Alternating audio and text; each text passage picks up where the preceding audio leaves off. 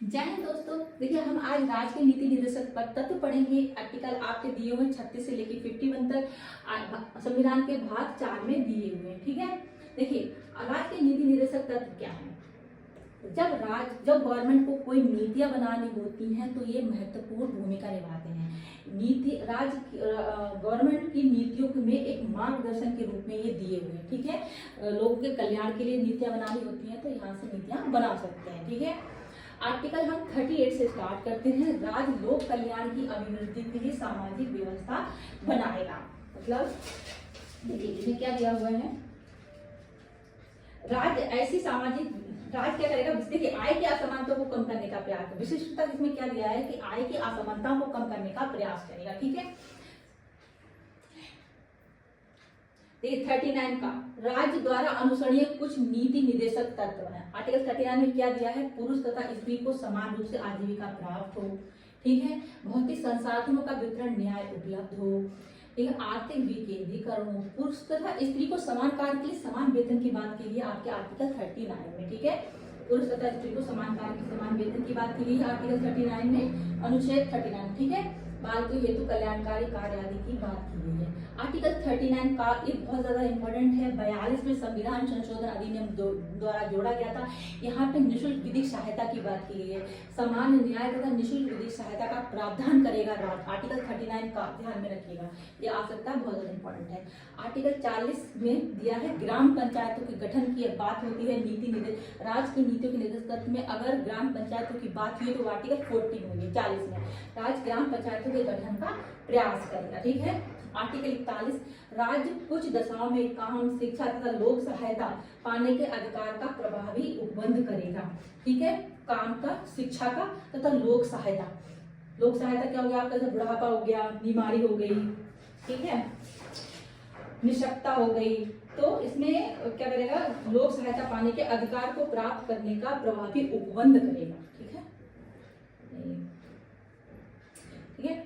अब आर्टिकल 42 की बात कर लेते हैं। राज्य काम की न्याय संगत तथा मनोचित दशाओं का तथा प्रसूति सहायता के लिए प्रावधान करेगा। यहाँ प्रसूति सहायता की बात अगर की गई तो आपका आर्टिकल 42 में बात की गई है। ठीक है, नेक्स्ट देखते हैं आर्टिकल 43, राज्य कर्मकारों को उचित मजदूरी तथा कुटीर उद्योग के संवर्धन का प्रयास करने का प्रयास करेगा। ठीक है, कुटीर उद्योग की बात की गई आर्टिकल आपका 43 में।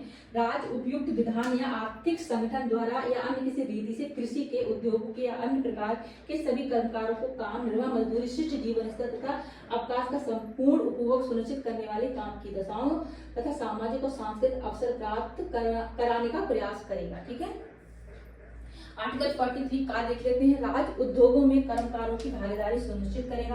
राज्य उद्योगों में कर्मकारों की भागीदारी सुनिश्चित करेगा, मतलब इसमें दिया है, राज्य किसी उद्योग में लगे हुए उपक्रमों, स्थापनों या अन्य संगठनों के प्रबंध में कर्मकारों का भाग लेना सुनिश्चित करने के लिए उपयुक्त विधान द्वारा या अन्य किसी रीति से कदम उठाएगा। ठीक है, आर्टिकल 44 ये इंपॉर्टेंट है। Article 44 is very important. जब यूनिफॉर्म सिविल कोड की बात होती है वहाँ आर्टिकल 44 की ही बात होती है। मतलब राज्य संपूर्ण भारत में नागरिकों के लिए एक समान सिविल संहिता लागू करने का प्रयास करे। यूनिफॉर्म सिविल कोड की बात यहाँ पे की गई है। ठीक है, आर्टिकल 45 देख लेते हैं। राज्य 6 वर्ष से कम आयु के बालकों के लिए, 6 वर्ष से कम आयु के बालकों की अगर बात की गई तो आर्टिकल 45 में बात की गई है, प्रारंभिक बाल अवस्था देख रेख और शिक्षा का प्रबंध करेगा राज्य। ठीक है, आर्टिकल 45 बताता है। आर्टिकल 46, राज्य अनुसूचित जातियों, अनुसूचित जनजातियों, अन्य दुर्बल वर्गों के हेतु शिक्षा तथा आर्थिक हितों में वृद्धि का प्रयास करेगा। अनुसूचित जातियों तथा अनुसूचित जनजातियों, दुर्बल जो वर्ग हैं उनके हितों की और शिक्षा की बात की गई है आर्टिकल 46 में। आर्टिकल 47, राज्य लोगों के पोषाहार स्तर, ठीक है, जीवन स्तर ऊंचा करने और लोक स्वास्थ्य आदि सुधारने का प्रयास करेगा। आर्टिकल 47 में, ठीक है, बात की गई है, लोगों के पोषण स्तर की बात की गई है, जीवन स्तर को ऊंचा कैसे करें, ठीक है, लोक स्वास्थ्य को कैसे सुधारें। ठीक है, उसके बाद आर्टिकल 47 में है। आर्टिकल 48, राज्य कृषि तथा पशुपालन को आधुनिक ढंग से तथा वैज्ञानिक ढंग से, ठीक है, करने का प्रयास करेगा। ठीक है, जो नई नई टेक्नोलॉजी आती है, ठीक है, तो उस हिसाब से कृषि तथा पशुपालन को उसको विकसित करेगा। गाय, बछड़ों तथा अन्य दुधारू तथा वाहक मवेशियों के वध का प्रतिषेध करने का प्रतिषेध मतलब यहाँ पे वध को रोकेगा, ठीक है। और यहाँ पे जो गौ हत्या वगैरह की चीजें यहाँ पे बैन करेगा, ठीक है।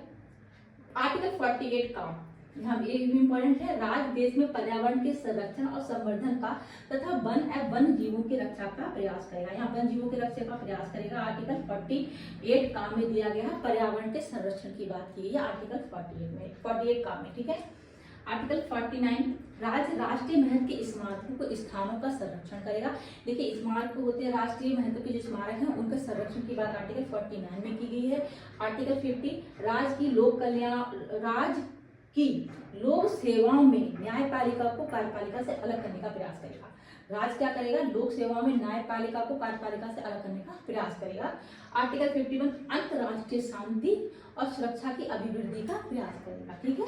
आर्टिकल 51 तक आपके हो गए। तो ये इसमें इंपॉर्टेंट क्या है बहुत ज्यादा बता देती हूँ आपको।